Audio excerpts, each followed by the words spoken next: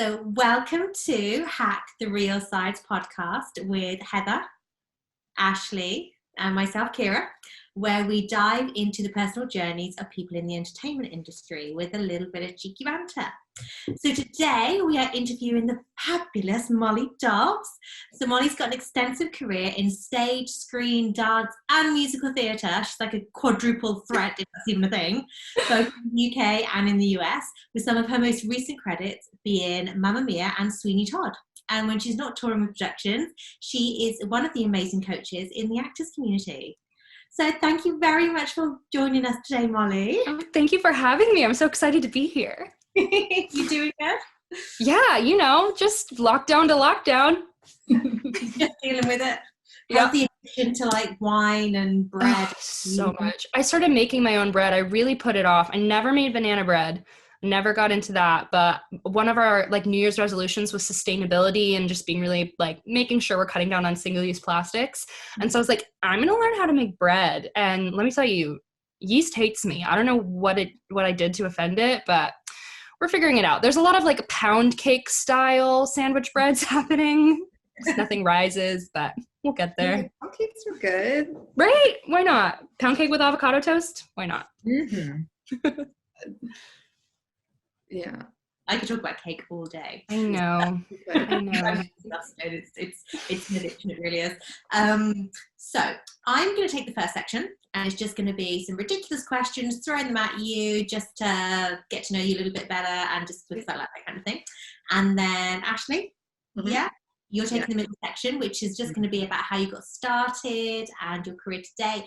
And then Heather wants to talk to you about how you prepare for certain things. Okay? Sweet. Yeah. So we will dive straight in with the ridiculous stuff. Sweet. Okay, so which app on your phone do you think you use the most? These days, WhatsApp, because all of our team communication for the AC is WhatsApp. Yeah. Yeah. I'm kind of embarrassed to say that mine's probably Facebook. I'm really in an Instagram hole at the moment too. I don't know. I've this morning I watched everybody's stories. That's weird to me. I don't remember the last time they were that's all the stories. And I was like, even the weird commercial people I follow, like Broadway World.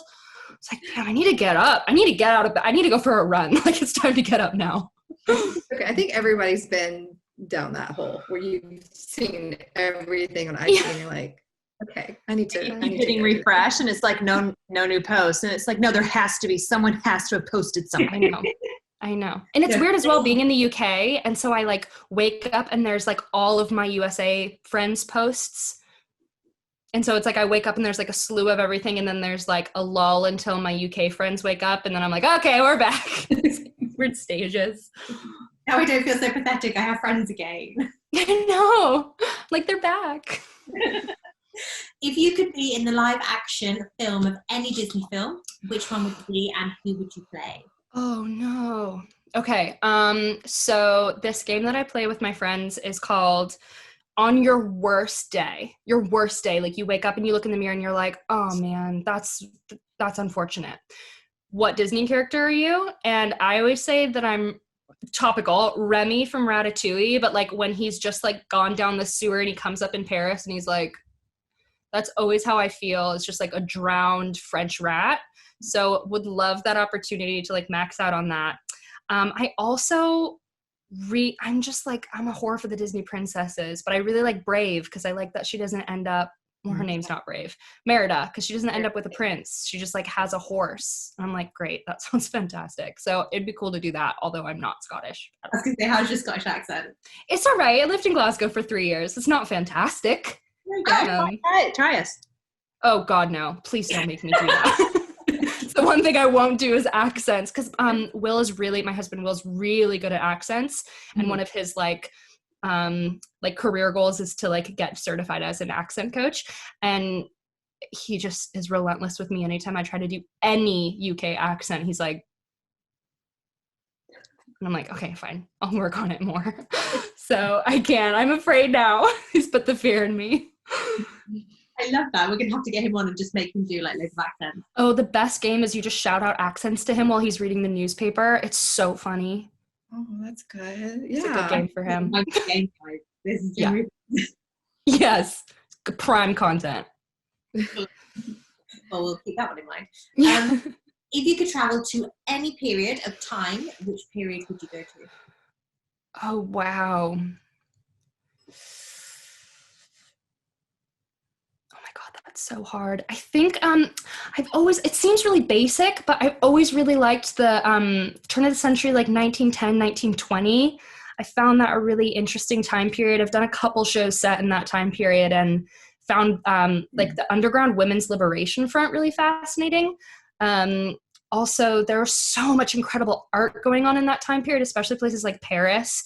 There was like all of the amazing writers were just doing their artist salons, and I would love to like have is it Owen Wilson or Matthew McConaughey in Midnight in Paris? Where he's just like wandering around with Gertrude Stein, and you're like, oh my Oh, no. really good film, really funny. It's like, I think it's Owen Wilson and Rachel McAdams, and he like time travels back to like 1920s Paris and like hangs out with Hemingway. I was like, that would be really interesting. Wow. That's a really cool time period. I'd never even thought of that one. Love it. Really? Great. Yeah. I was just like Wild West because I think I'm Calamity Jane. Yeah. Yes, why not? Any time period would be cool as long as you knew you could go back to your normal time period and like vote again, you know? Shower. Yeah. That sounds really good. Who was on your bedroom walls growing up? I have this distinct feeling this is going to make us three feel super, super old. Now I'm asking you this. No, I'll tell you who it was. It was Mikhail Baryshnikov, the famous ballet dancer. Okay. So dreamy Russian ballet dancer. Oh, he was actually in Sex and the City. He was like the French guy that she dates in the last season. Yeah. Yeah, he's like a world-renowned, mucho famous ballet dancer who I was obsessed with. So him and Kenneth Branagh. Okay. Kenneth Branagh's still on my wall. I love him. I don't feel really old. This is No. I like never was into anything my age ever. Like my sister got me a Jonas Brothers poster at one point, and I was like, what is that? Why is that here? Like, get that away from me. Just never been age appropriate ever. You're like an old soul. Yeah. I'm like, can I just like do some ballet and like drink some tea and I don't know, read a book? Well, my friends are like, rave! And I'm like, I'm so tired. Man, guys, I'm tired. Yep. Constantly. If you could be any superhero in the Marvel or DC universe, which one would you choose? Oh, wow. I know.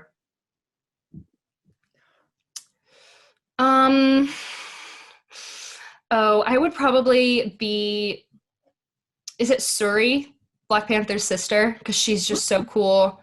She's the really smart one that does all the tech. Black Panther is the best superhero movie ever, in my opinion. It's the one I like watch when I'm not like, let's do a Marvel marathon, when I'm just like, I want to watch something that's going to make me feel really happy and have great music. I always watch that one. But also, the Scarlett Johansson character, Black Widow. Yeah, I think she is, yeah. She's pretty interesting too. I'd like to play her but not have her life because her life's exceptionally tragic. But does she actually have any superpowers? No, she's just badass. Yeah.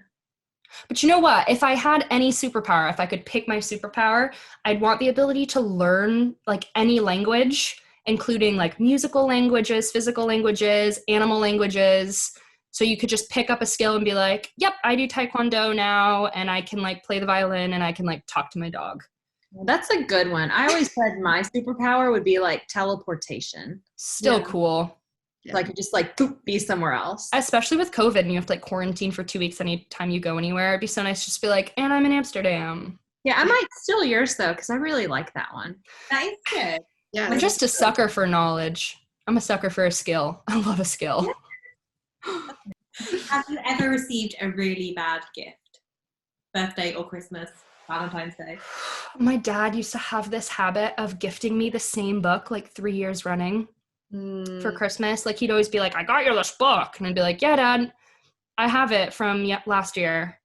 And then he would get really like confused. And I'm just like, you're a dad. Like, you don't know things. It's fine. I don't care. But he'd always like, he would get me the same books on theater. I have like 3 copies of this one like Sondheim book that I just like ended up giving to students because I was like, listen, I've read this so many times. Please learn from it. but that's not really, that's kind of a goofy gift, but not a bad gift. My grandma once crocheted me a poncho that was pretty horrific. It never got worn, ever. I think I shrunk it and gave it to my American Girl doll. That was the end of its life. That was pretty smart. I was like 16. I wasn't like 5 and got a cute poncho. I was like 16 years of age. And I was like, I will not wear a baby pink crocheted poncho. I will get kicked down the stairs at school. Like, that's not happening. I'm so going to tell Will that's what you should get for your next birthday. Oh my God, he will. He loves crochet ponchos. One in every color. I'll have like a rainbow of them. I'll be like, Pride, here we go. We're all putting one on. Let's go. I could rock it now, but not at 16. I was too awkward then. Yeah. Maybe next time. Yeah. Right again, round 2. Right. If you could have any sandwich, forsaking all other sandwiches, what would it be? Like, I can only have one sandwich ever again? Yeah. Oh, man.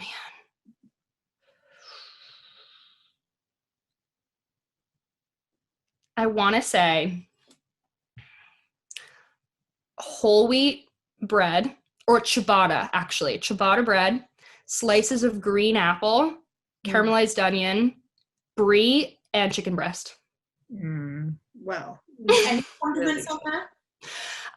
That was a sandwich that was served at a restaurant that I went to as a kid that has since closed down, and I like still dream about it. It was a good sandwich. And you would like dip it in some French onion soup, girls. It was just like, that was like next level.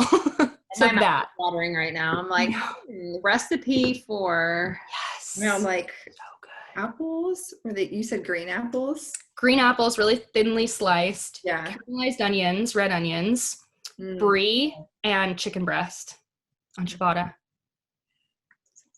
Decadent. Decadent. It makes me wonder if you consider a hot dog or a hamburger a sandwich now. I think a hamburger is a sandwich. Yes. So you would take hamburgers. Yes. Ooh, that must have been some sandwich. It was really good. Really? I also don't eat beef. Oh. I mean, a veggie burger, that's pretty good. Mm. Like a good veggie burger. Oh, what is it? Honest Burger. Have you guys had the Honest Burger veggie burger? Oh my God. It's one of those Beyond Meat patties that's like, you take a bite and you're like, this is beef. Like this, there's no way that this isn't beef. Mm-hmm. They hurt my head. The first time I ordered one, I sent it back. I was like, I'm sorry, this is beef. I would normally eat it, but like, I don't eat beef. And they're like, it's beets. Had like a full moment. Who sells an Honest Burger? Honest Burger's a restaurant over here, but the Beyond Beef patties you can get at supermarkets, I think. Yeah. Yeah, they sell that Really like good. Foods and things. Like Yeah. Beyond Meat, yeah. So good. And I think Del Taco serves them now too. Gotta love Del Taco. I think that's West Coast. Yeah. It's like West Coast Taco Bell. Yeah. It's pretty good. Don't have anything like that over here, unfortunately. No, we don't. We just have like Chipotle. Which is good. Chipotle's good. It's fine. It's fine. They just started doing the cauliflower rice, which I'm excited to try. Okay. We have nothing of interest in my little town. Nothing. Nothing. Suck. Anyway, if you could remake any movie with just the Muppets, with only one token human actor, who would it be and what would Whoa. Oh God. Wow. Cats. Cats with the Muppets, and who's like the most intense, takes themselves super seriously musical theater actor? Maybe like not Patti LuPone because she can have a laugh. How's that about somebody who's super serious but can't sing? That's great, but that would just be the normal Cats movie. Stresses me out. It stresses me out. Cats is a guilty pleasure of mine. So I would love to still have Ian McKellen in it. He was great in Cats. He was weird AF, and I loved it. He was licking himself. It was weird. I was so here for it. So yeah, the Muppets doing Cats with Ian McKellen, but Ian McKellen as Grisabella. Oh, okay. Ooh. Okay. how long do you think you would survive in a zombie apocalypse? Oh, like 2 seconds. Like 2 seconds. I think about that a lot, actually, because I'm one of those like disaster-oriented people where I'm like awake at 3 a.m. Like, what if someone breaks in right now? What do I do? Like, what's my game plan? I'm always that person who's like, how do I prevent all the horrible things I'm sure will happen? Yeah, I think I would die immediately. I think I'd get really scared and probably hide somewhere, and a zombie would catch me immediately and eat me because I would just get really overwhelmed. Unfortunately, but you never know. I also think that I'm going to be exceptional in childbirth. Like, I think I'm going to be like, let's go. I'm ready. Like, I don't think I'm going to lose my head. And those are kind of like the same type of like, I don't know, you'll have to tell me. But that's kind of the same, like, okay, you're either going to like fall apart or we're going to like get it done. So I don't know, maybe I would surprise myself, but I don't think I would. I'd want to think I was like Emma Stone in like Zombieland, but like, I don't think I would. I think I'd be more Jesse Eisenberg. Comparing childbirth to zombie I mean, my favorite part was she's like, you can let me know if I'm right or not. It's like, because we've been in a zombie apocalypse. I don't know. One day we'll all be in one. You'll call me, you'll be like, yeah, you were right. It's very similar. I think childbirth, just any plans or any way you think you're going to be in childbirth just goes out the window. That's very true. But you could be running around with a hack, with an axe trying to hack people like in like 21 days later or something. So it could be similar. You never know how you're going to react in childbirth. You never know. I'll have to let you know. I'll call you guys and be like, guys, it didn't go as planned. It didn't work. Send in the zombies. Come on. I would have taken the zombies. It was really painful. Yeah. It's okay, but you have drugs. So yeah, drugs. Thank God. Thank God. Well, thank you so much for answering my ridiculous questions. Of course, it's fun. To bring it slightly more highbrow. We'll pass on to the lovely Ashley. So my first question is, what got you into musical theater? What got you into acting? What was your journey to begin with? Well, I started out a ballerina, as many a young girl did. And I wanted to be a prima ballerina, and that was always the goal and the path. And I went to every ballet camp and every summer school and auditioned for every ballet school. And then I was in, I think at 13, I started at 2. And then when I was maybe 12 or 11, I was in a production of The Christmas Carol, which was in our town. There was always a Nutcracker done by one ballet studio, and then the other ballet studio, which I was trained at, did The Christmas Carol. And so I was like old enough to be a Cratchit child in The Christmas Carol. And I did the whole show, and it was wonderful. And my dad, who was a local actor, played Marley. And so we got to do that together. And I remember in the end, there was a bit where all the fake snow came down. We got to like do the snow thing. And I told my dad, that was my favorite part. I loved that. And he said, why? And I said, I just loved pretending the snow was real. And he was like, oh, so acting. You like acting. I was like, oh, that's it. And so they put me in acting classes and singing classes, and I really fell in love with singing. I was really bad at first, couldn't pitch a note, still kind of can't, but then I really couldn't. And I was really troubled, wondering, oh gosh, do I want to be a ballerina now, or do I want to be an opera singer? And my, like, never was I like, I want to be like a teacher or a scientist. I was always like, I will be an artist. I don't know which kind I will be. But that was my family. We were all very like my sister's a vet tech, and she's like the black horse of the family because she's not like a poet. They're like, ew, why would you want to be a scientist? Like, my family was always really like goofy that way. So I was really struggling at 13 to decide whether I wanted to be a ballerina or an opera singer or an actor. And my dad was like, there's one that does all of them. It's musical theater. So he took us down to see Wicked at the Pantages, which is the big touring theater in LA. And I was like, yeah, that's what I would like to do. Please. Thank you. Please. Can I do that? Thanks. And I just never really turned back. At 13, I was just like, this is what I'm going to do. I don't have any other choices. I didn't study for anything else. I just kind of like did everything in my life to take me in that direction. And when I went to college, I got my undergrad in musical theater, and we did like 4 weeks of Shakespeare, like not even that much. And I really loved it. And I remember auditioning for colleges, I had to do a Shakespeare monologue, and I really loved that. And I talked to my professor, one of my advisors, before I graduated, and said, I think I want to do this as well.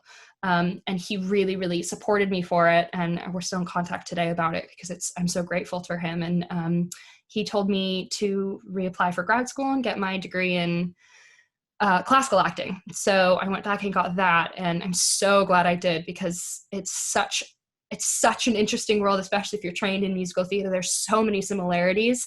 So it's just been a wonderful journey trying to like incorporate those together. But long answer to your short question, it's just acting and doing musical theater and performing there was never any other option. As soon as I found out what it was, that was all I wanted to do and all I cared about for the rest of my life. No, so, and we haven't mentioned, but you grew up in California in the US, and you merged over to the UK. What made you, was it your love of Shakespeare? You're like, well, I have to study this in the UK, or how was that? And where did you go to school? Yeah, I did my undergrad in Scotland at the Royal Conservatoire of Scotland, and then my master's in Lambda in London. Okay. We had au pairs as kids from Ireland. That was always we were one of those like American families who were like, we're Irish. You know what I mean? How like Americans are very easily to say like, we are Irish. And you're like, you're American. And I very much thought I was Irish. And then I moved to the UK and I was like, oh, you're Irish, I'm American. It is clear now, I'm aware. But we had au pairs come over from Ireland, and I Irish danced competitively as a kid. That was one of our hobbies. And so we would travel around a lot, and I got to compete in the All Irelands, which is kind of like a world Irish dance competition when I was young. And we hopped over and went to London for a couple of days when we were traveling, and we saw Romeo and Juliet at the Globe for £5 and stood in the rain. And I just fell in love with London and the UK. And it was always kind of a tradition in my family to move as far away from home as you possibly could. Both my parents did that. They immediately fled the nest as soon as they were 18. So my sister and I are both really encouraged to do that. And they said, like, take out loans, figure it out later. If you have the opportunity and you get in, it's going to change you as a person. And 100% it did. I moved to Scotland at 18, and I came back the next summer and like had to reintroduce myself to people because they were like, who are you? I just like changed exponentially as a human. So really, really grateful that I got that opportunity and I had that support from my parents. It was just always kind of like something to do, was just go as far away as possible. And then came over here, fell in love with the culture, the industry, the integrity that gets put behind things. I think the forethought is really wonderful in some of the work that they do here, and met a lot of incredible people, including my husband. And when we were trying to decide we wanted to live in the same country, obviously. And when we were deciding between New York and London, it was just kind of an easy choice for me. I just thought, if I have the opportunity to live there, I want to. So yeah. It was easy for him because he didn't have to move. So it's great for both of us. What was your process of applying to school in Scotland? Like, how did that go from you being 18? Like, how did you figure out how to even apply over there? My mom, she really held my hand through a lot of it. We had this big binder that had I auditioned for like 17 schools because of course I was like as keen now as I was then. And I just wanted to do everything to 150% as I still do. And I applied to tons of schools. I think 5 or 6 of them were out of country. Maybe more. And I went to Chicago. They had a big combined audition in Chicago where all the schools would fly in and you would audition for them one after another. And my mom found out all about it. She just really held my hand through it. I'm the youngest child, so I was a bit like, what do I do now? Tell me what to do. Show me where to go. So she really helped me with that. I wouldn't have been able to do it without her. And flew me out. I worked on my songs relentlessly, and then I met the audition panel and did a dance call with them and sang my songs. And I just had that feeling, when you're like, oh, I got to go here. Yeah. This is the thing I got to do. So really, really fortunate that I got in. And then they flew me over and left me there. And I was like, okay, what's a pound? How do I get a bank account? How do I get my own phone contract? I've never had that before. And just kind of like wasted all my money in the first week and then had to eat soup, college. Yeah, I think it's around the world. I think that happens to everyone. Yeah. So how much different was your process of going there to the school down in London? You said it was Lambda. I want to make sure I'm Yes. saying that. Okay. So how was that process for you? As different to RCS? Yes. Well, I auditioned for Lambda before, and the guy who auditioned me, he still works there. Rodney Cottiers is just the most exceptional human, and he remembered me from like 3 years earlier at my undergrad audition, and like referenced like the piece that I did, and I was like, oh my God, that's incredible. But that one, I think I drove to LA and I auditioned there. And since I already kind of knew better the reputation of the schools, and there were 2 or 3 schools that I was interested in. It was between them and Bristol Old Vic that has an MA acting program. But I really wanted to do the classical acting program because I really wanted that emphasis in Shakespearean text that I knew I couldn't get in the States as much. And the way that they teach Shakespeare in the UK is just like out of control. The way that they can understand and analyze the text within like an inch of its life, and you can spend hours and hours on one line. It's just so incredible. So I think I really, really wanted to gain that, as opposed to the other acting course was a bit of that and a bit of screen and a bit of contemporary. And I kind of was like, oh, I kind of know how to do contemporary. I want to do Shakespeare. So that was kind of my idea. And also I wanted to live in London. I mean, who doesn't really? Right. So once you did that, what was your next step? Did you get an agent right after? Because I know they talk about third years. Was it 3 years? Yeah. There? Yes.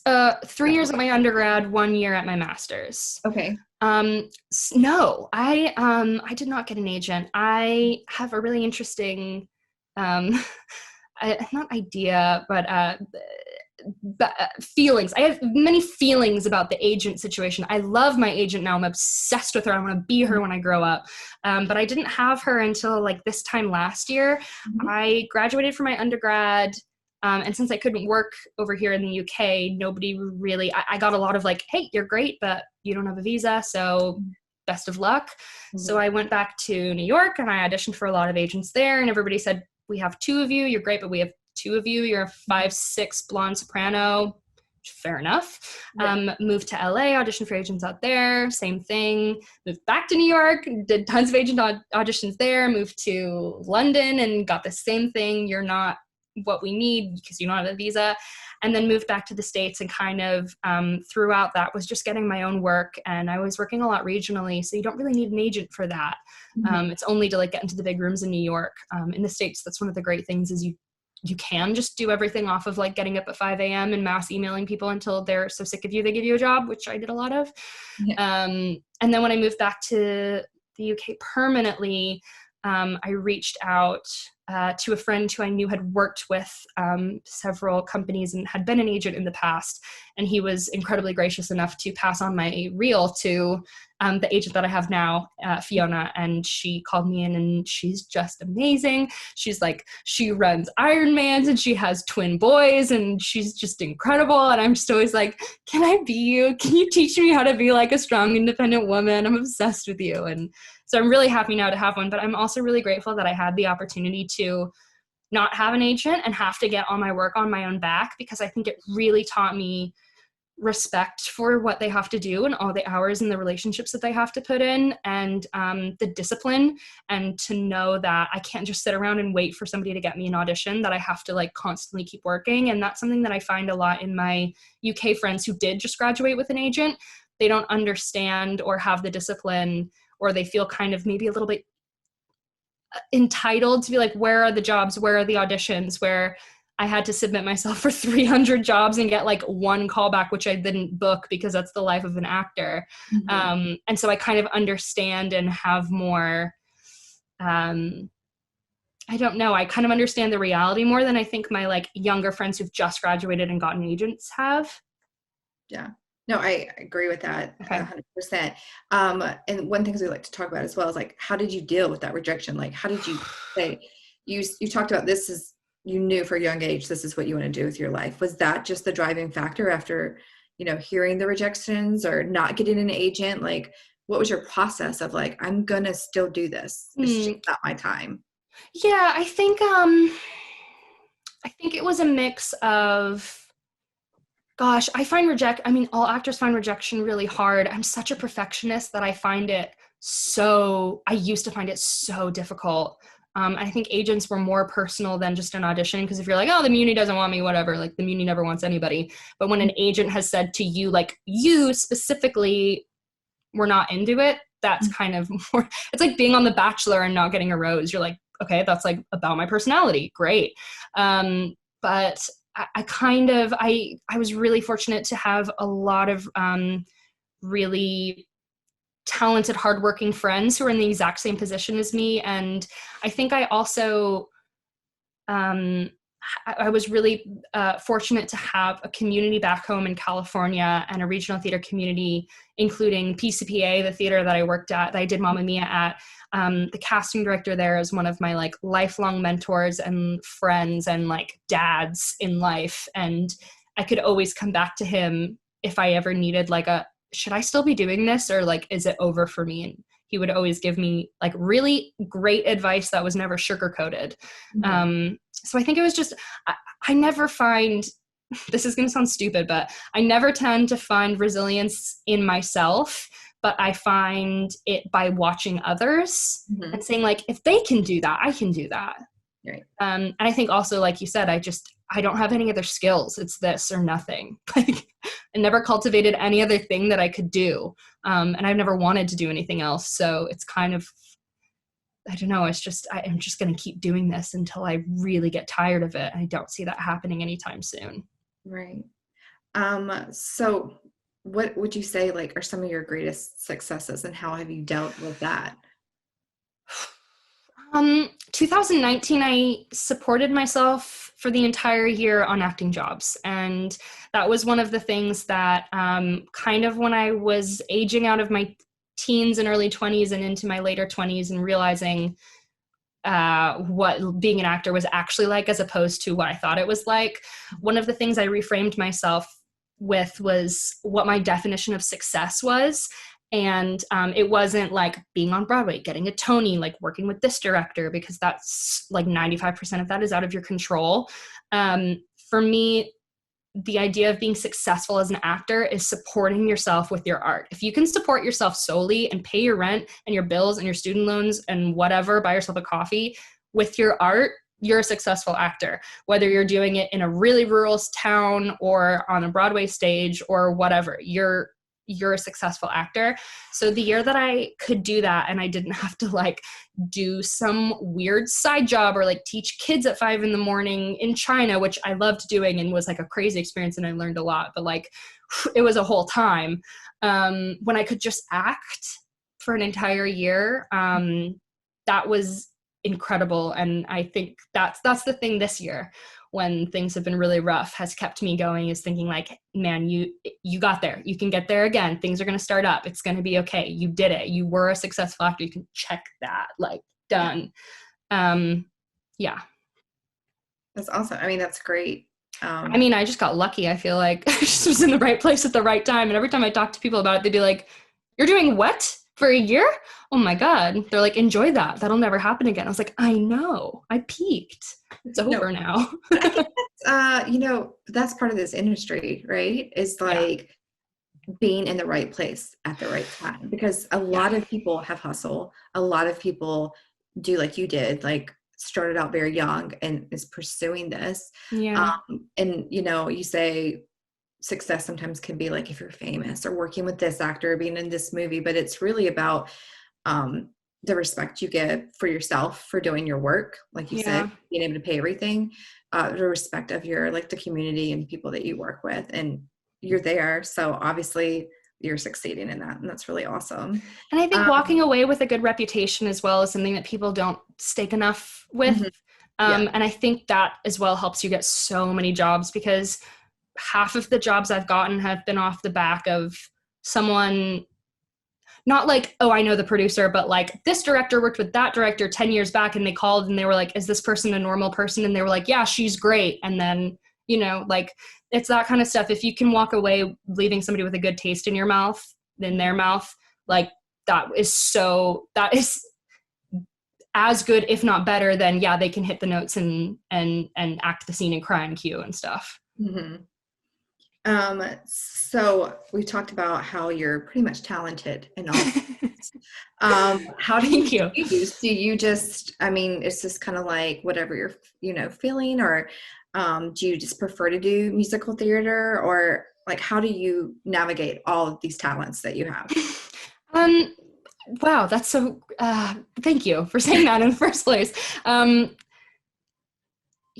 think, I pick what my heart wants me to do. There are certain shows that if I'm offered those shows, I will pay you for me to do that show. Like, there's certain shows that I'm like, I will do that. I will walk through. I've literally walked uphill in snow to do Chorus Line because I love that show, and I will do that show a million times until my knees give out and I can't do that show anymore. Mm-hmm. And then there are certain there's certain dream shows. And I think there are certain times of your life, like when I was doing Chorus Line, I was really active in the dance part of my life. And so I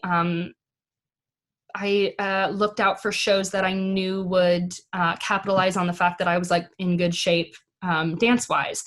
Or there are certain shows where you're working your higher register. I'm specifically musical theater-wise, there's shows that you're working your higher register. So the auditions that you're going to want to go and do are for shows that are also working in that high register. Like, you wouldn't go to a Phantom of the Opera audition if you're currently doing Hamilton, because you wouldn't do as well at that audition because your voice is in a completely different state. So there's kind of things like that of, like you said, just luck of the draw. Like, where are you in your career right now? Are you working that part of yourself? Are you engaging in that? Or have you kind of let that by the wayside? But I think as well, I tend to focus on the thing that I feel the weakest at and kind of trust that the other things are going to be okay. So there have been times that I've just let my dance side completely go because I'm I'll take a pickup class and I'll be fine with that. I really want to work on this specific kind of belt. Like, singing in the UK, the singing style that they want from you at auditions is so different to the US. I had to relearn how to belt. Which was incredibly traumatic and fascinating and wonderful. And I'm glad there were no auditions this year so I could learn how to do that. But so things like that, I've been focusing on that as well as focusing on the straight acting side of things because I'm teaching acting. So I'm really focusing on making sure I know what I'm talking about. So I'm doing my own research on that. Whereas I told you guys before the podcast, I haven't touched my toes in 6 months. I should probably take a dance class. That's not true. I've been dancing, but it feels like that.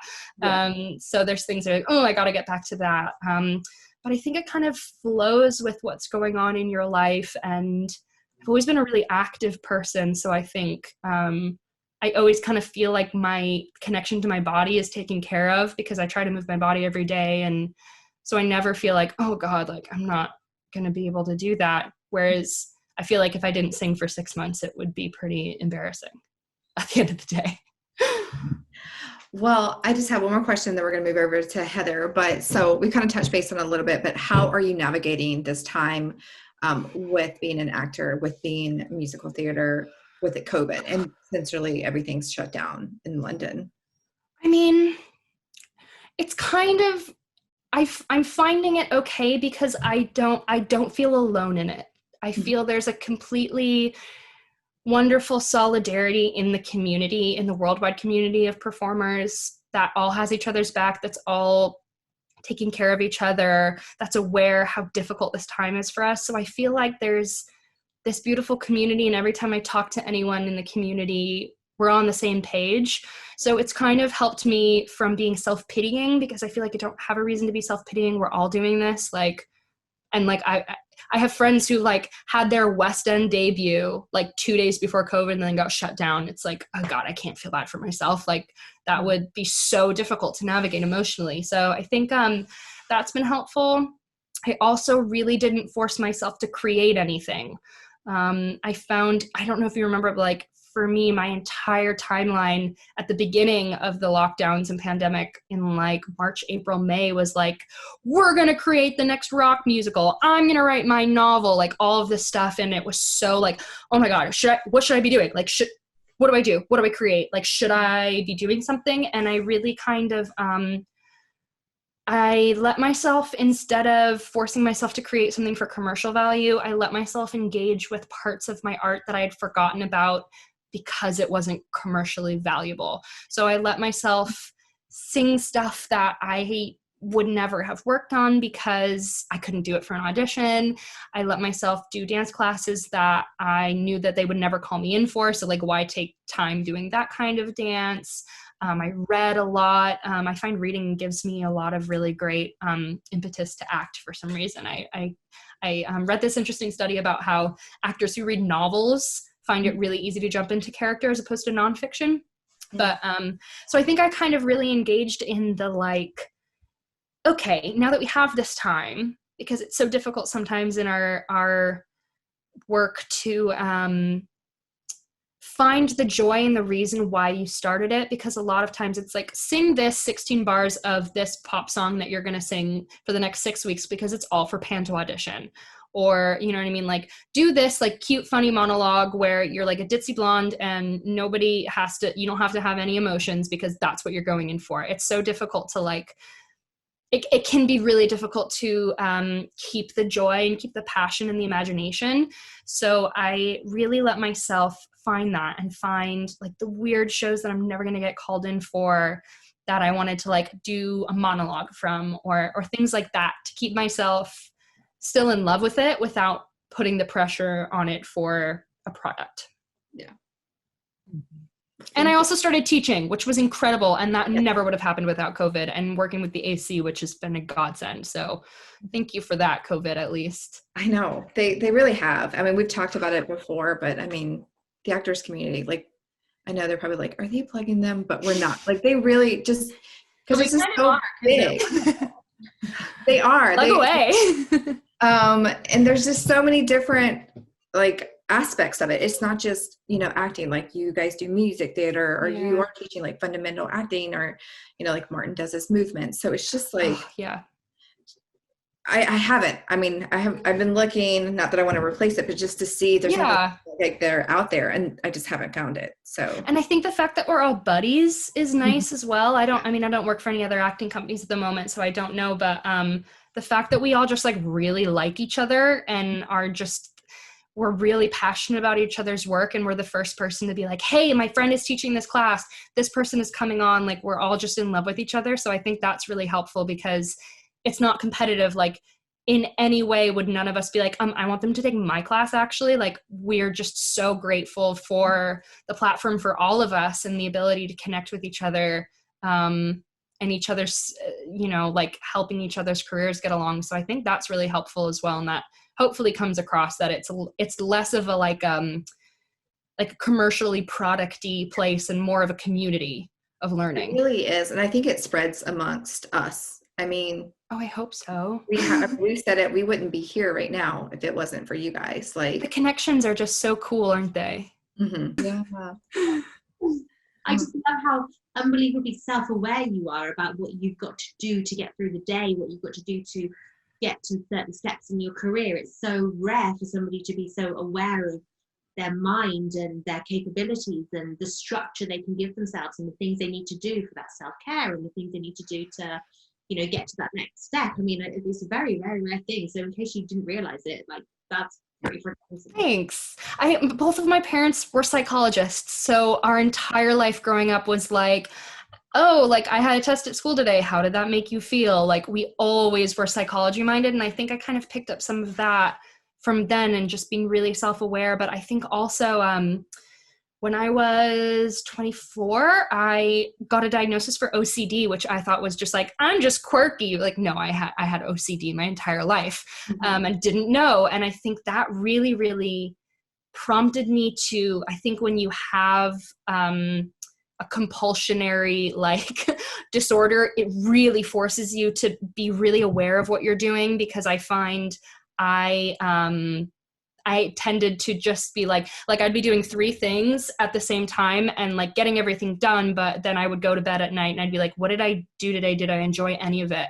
And I think one of the things I worked on with my therapist that I was working on my OCD with back in California was like, be really like, do one thing and be aware why you're doing it and what you feel because of it. And so that's been really, really helpful with COVID as well, as really forcing myself, because there's nothing to do, forcing myself to strip back, not be a workaholic, not do 8 things at once, and just sit in like what I feel, which is horrifying, like just a horrifying concept. But just having to be okay with that, and realize who I am as a person and what I want, what I don't want, has been really helpful this year. And I think I'm hoping to take that into when things start up again. I'm hoping that will give me some perspective. Yeah, totally. Well, we always, towards the end, hop in with like your prep, things that you do in order to prep for like your auditions and those kinds of things, because we know everybody's different and they have their own techniques, and we're not telling you that you got to like spill your secrets, but I'll spill them. Let's spill them. I'm just so many different things. Like, so just in general, is your prep work for screen or for theater or voice? Is your audition process, like your prep work, the same for each of those, or are they different depending on what it is you're going to be auditioning for? I mean, they're obviously different, but I think what it always starts with for me, and like I say this in every single class I teach, and I'm sure everybody's sick of hearing me say it, but the Stanislavski 6 lists. What are the facts about me? What do I say about others? What do others say about me? What do I say about myself?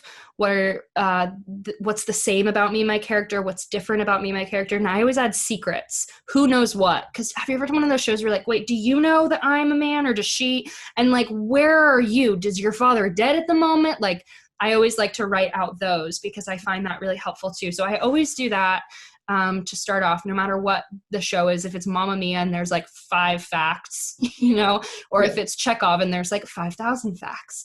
I always do that first. And then I think I always like to get an idea of the style of the piece, because like you said, I do so many different styles of things. I like to really key into that. So I'll usually find the actors that were in the original production of it, if it's a theatrical piece, and I'll just kind of stalk them a little, find out what other roles they did, find out if I can find any videos of them doing anything, just to kind of gauge what world we're living in. I'll do that.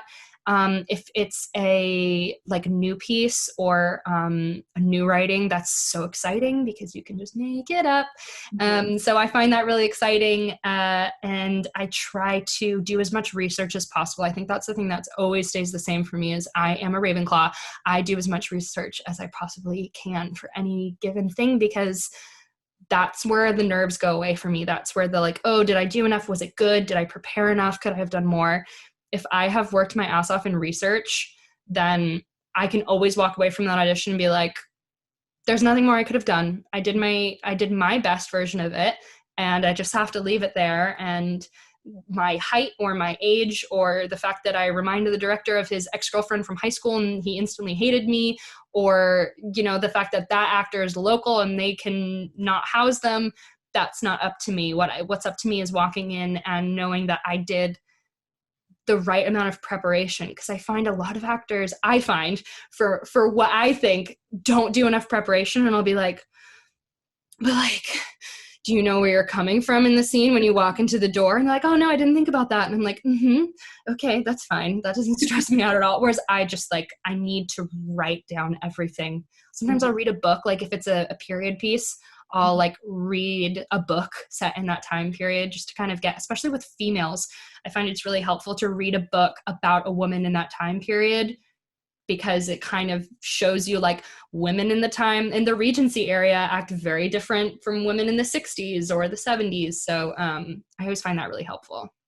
And have you auditioned, like, I guess because you do so many different types of acting, do you try to audition for similar type, like all of your theaters, or do you like mix it up and audition for like a theater piece and then you'll audition for I'll do whatever.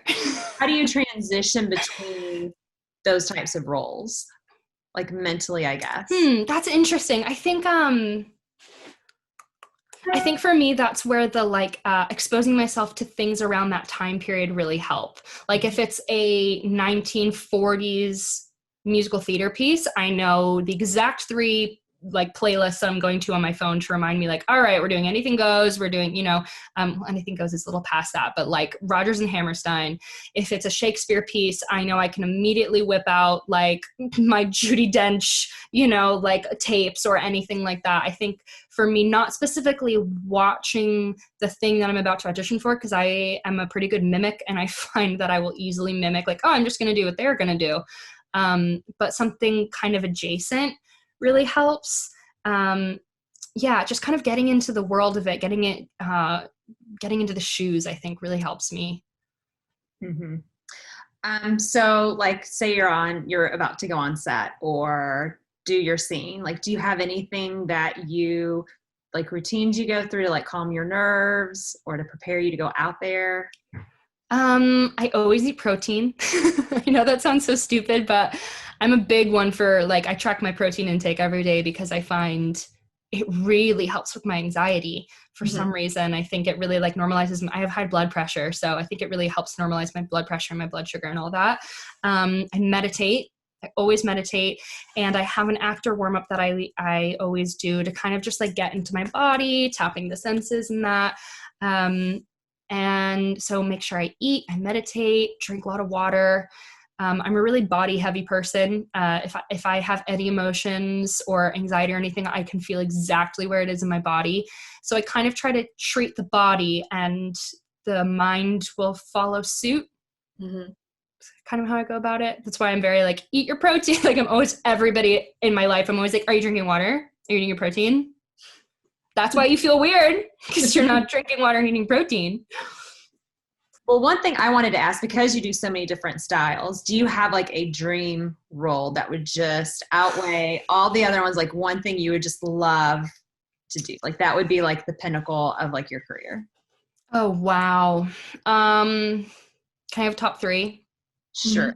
Wait, I can't choose. That's so hard. I have a couple. So The Light in the Piazza is a personal favorite musical of mine that not only is beautifully written, it's stupid beautiful, but also the character is exceptionally complicated and is has I don't know what they call it in the play. She's mentally altered. So I find that would be really, really fascinating to work through, and a lot of her brain functions you can tell in the accompaniment. So I just obsessed with that show. That's a show that I've always wanted to do. Also Fosca and Passion, if we're talking about musicals. I also love Imogen in Cymbeline. I think she's incredibly fascinating. I don't think it's a show that's done enough for how wacko it is. So I would love to do that. I also really love teaching. I think my like dream goal is to do all of the acting that I want to do until my knees are busted and I'm tired, and I like want to have kids and like have live in one place that I own, as opposed to like being like, and now I'm here, and then I want to run a theater company at a university and get to teach. I just think teaching, because I kind of had mixed reviews of teachers that I had in my undergrad, and I had a couple teachers, one teacher in particular that really, really negatively affected my emotional connection and my journey with my art. And I really had to build that back. And I want to become a teacher so I can take jobs away from people who are going to do that to kids. Yeah, but you know what I find fascinating is that when you ask a lot of teachers why they entered that profession, many of them will say it's because of a teacher they had in the past, either positive or also negative. Yeah. Situation. Yeah, and I had so many amazing teachers that I still to this day like will talk to and be like, you don't even understand how much you affected me.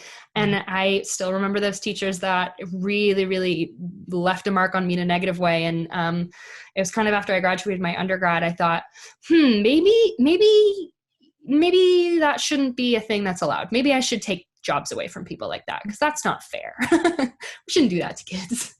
So we like to end the podcast with guest choice. So you can talk about something that's coming up. You can talk about where to follow you on social media. where to find you on social media, or just any. I mean, you could do an Irish dance for us right now. I mean, you could do whatever you wanted. And you can do more than one thing. You could do multiple things. Oh my gosh. Well, I don't know. I mean, I'm pretty socially media active on my Instagram. That's just Molly Dobbs. I like to keep updated on there. Don't really do Twitter. I've forced myself many times to be like, I'm going to do Twitter this year. And then I never do it. I don't have the patience for more than like one social media platform. I'm bad at it, but Adam Gilliam's really good about that. I'm not. But that's where you can follow me.